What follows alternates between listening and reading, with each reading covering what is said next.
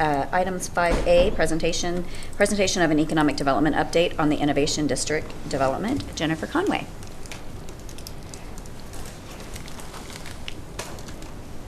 Thank you. Did you get the updated presentation from Jennifer? Yeah. That's actually what I'll be speaking. It scared me. I was like, this is going to be really awkward. I won't be talking about what you're seeing. Good evening, Mayor, Vice Mayor, Council, City Manager. Here to give you a quarterly update on the Innovation District. Yes, thank you. Awesome. I'll be brief as you have the full report delivered in your packet, but you can go to the next one.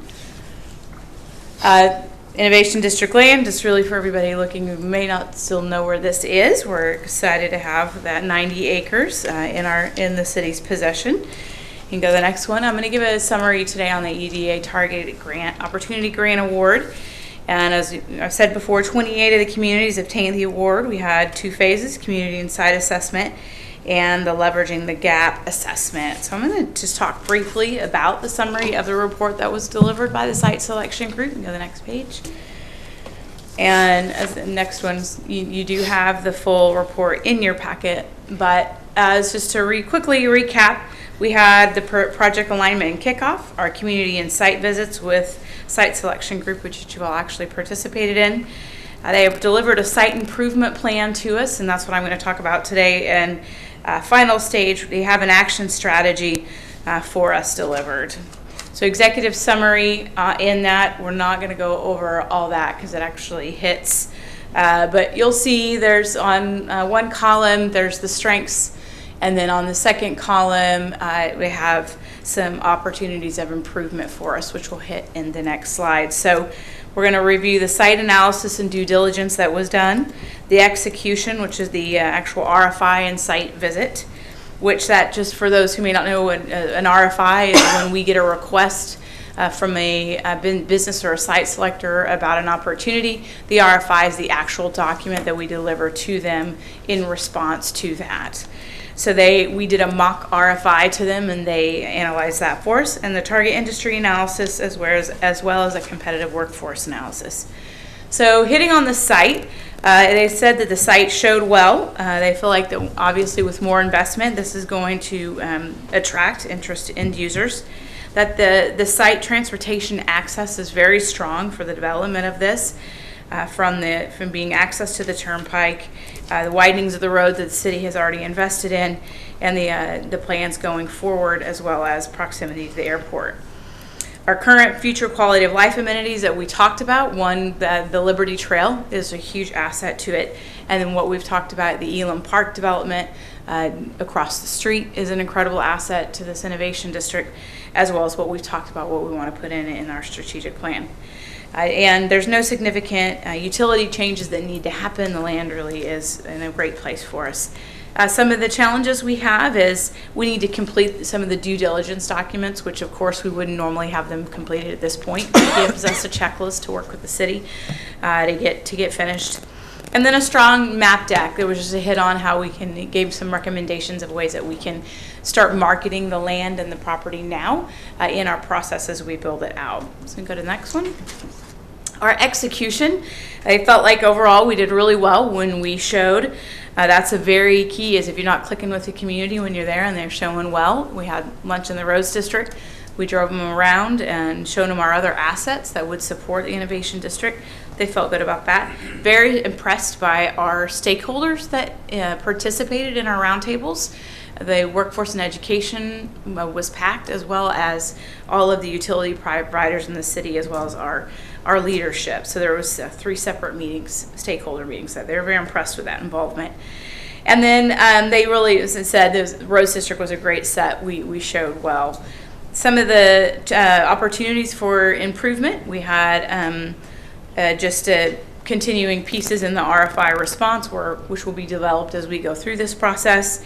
And then really creating a strategy for seeing the actual site. So maybe we have an investment in some signage, constantly mowing a piece of the property so that it can kind of be the show place where we stop when we really get in this to kind of stop and show that vision of the property, not just on paper.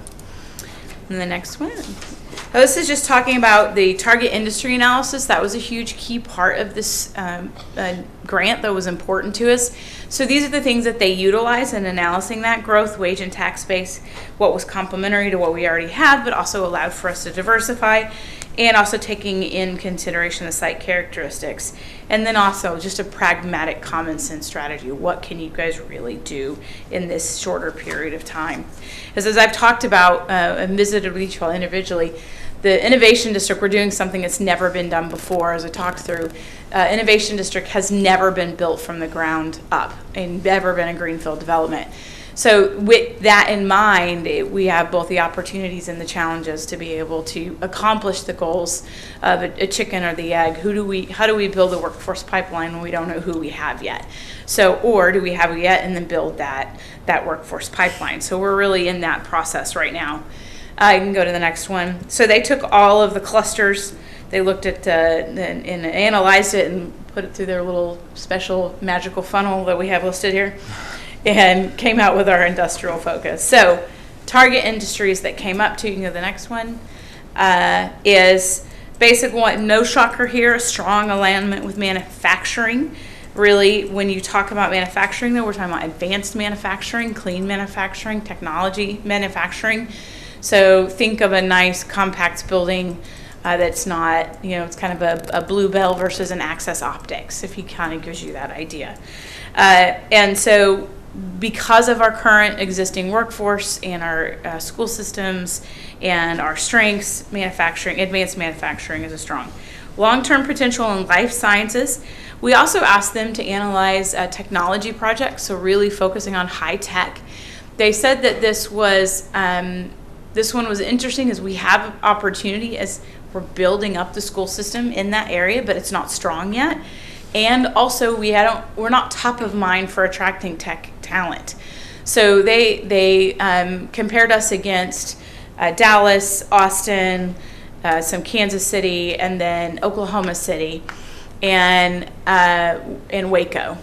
And so obviously when you're looking at somewhere like Austin, that's not just the talent you can create, it's a talent you have today. So in that respect, that's why it says it's a little tough right now, but there is potential as we build that pipeline and build something like the Innovation District that is more attractive to those types of talent attraction. So that's the summary of the target industries. And then our competitive assessment, which is just taken in, that was, I already kind of mentioned into that, strong value proposition on advanced manufacturing. And that's very much too because we're a very business-friendly, cost-effective place to do business as a manufacturer. So that makes us, and our cost of living is really helpful.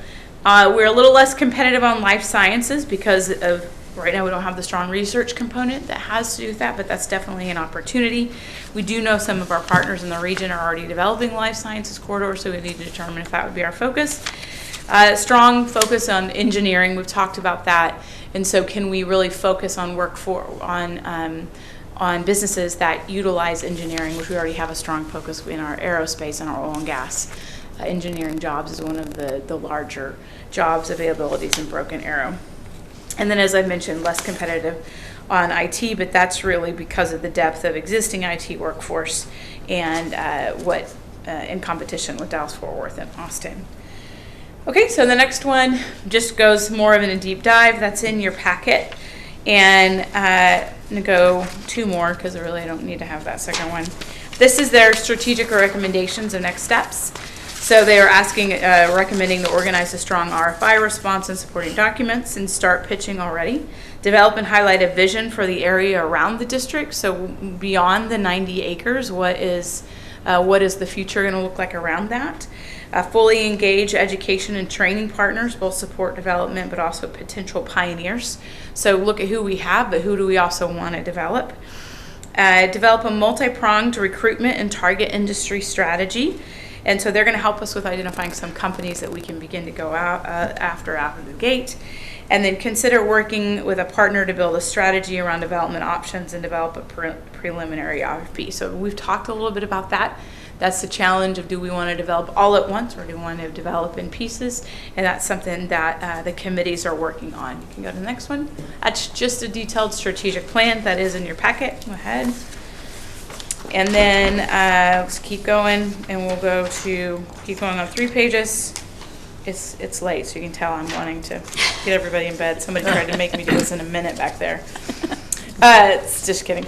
So next steps. Sorry. There we go. Oh, yes, thank you. I didn't see where you were going. Our next steps are site visits. So downtown and Tech Center Denver, that actually Jennifer Rush, Ted Cundiff, and Aaron Morris and I did that about a week ago. Some great takeaways from a perspective of some developments that are done in high density developments, which are very intriguing.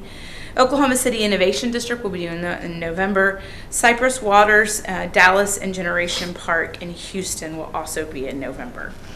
So we're determining right now whether that's a bus, plane, bike, ride, whatever. We're trying to figure out the most efficient way to travel mass amounts of people to these things.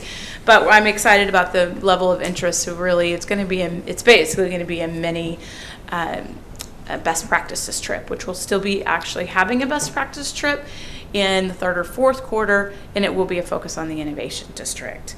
And also the school has asked us to tie in some workforce solutions in that, so they can understand engaging the students with businesses. We are started committee meetings. Layout and design actually just met.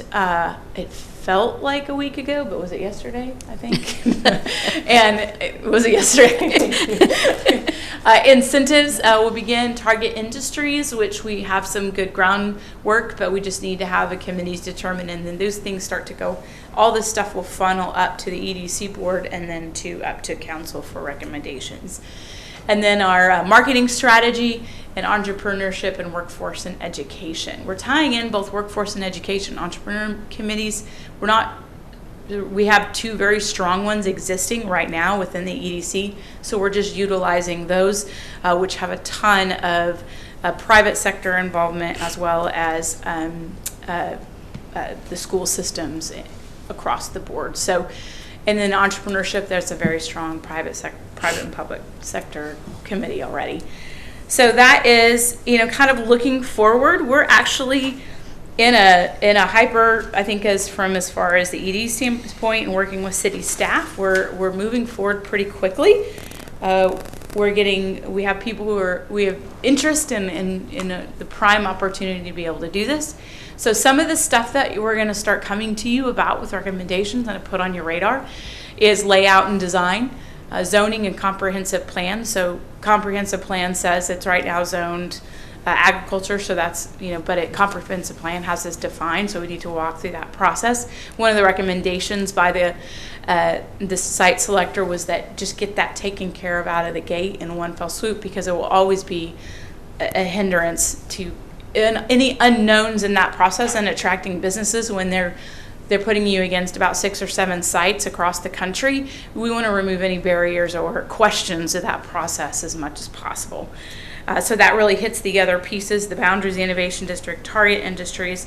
When I say boundaries, I mean it's just how do we market this, and how do we tell this story, and then infrastructure, recommendations, incentives, and discussion. There has been discussion of an overlay district, or how do we ensure that this looks like what the city has envisioned in that 90 acres. So I'll take any questions or comments, concerns.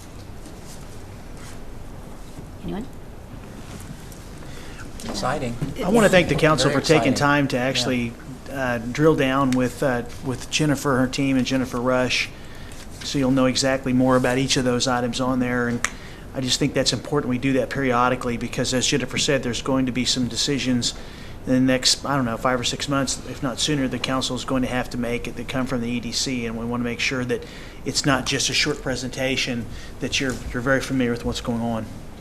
Yeah, it's probably just for the record, we all met with Jennifer Conway and Jennifer Rush in 223 or 221, I guess. Mm-hmm. And it was really informative. I really appreciate you taking the time, and it was very helpful, because it's hard to, like you said, this has never been done before. So just wrapping our minds around what this can be and what we want it to be is a huge undertaking. Yeah. So, I like You it. said the chicken or the egg this whole time. Yeah. It's Well, like, because you talk innovation district and you start listing cities with innovation districts, and they're all infill. They're all, it's Yeah. all structures that, this is for the, I mean, it's just not been done. yeah. It's exciting. I was thinking about that today at the, the 10-year anniversary for Rose District. Many of us weren't there at that point. And so what is that going to look like for the Innovation District? Who's going to be there and be like, look what happened. Look where we are. Yeah. And this is the part that can be the heaviest lift in that process. And so if we're all keeping our eye on that vision and we're following in it, I'm thankful for y'all's time, because it's just hard to communicate all that in these meetings, in this brief time and presentations of the depth that we have and that the city staff is working on, that we all are. So thank you. thank you. Thank you.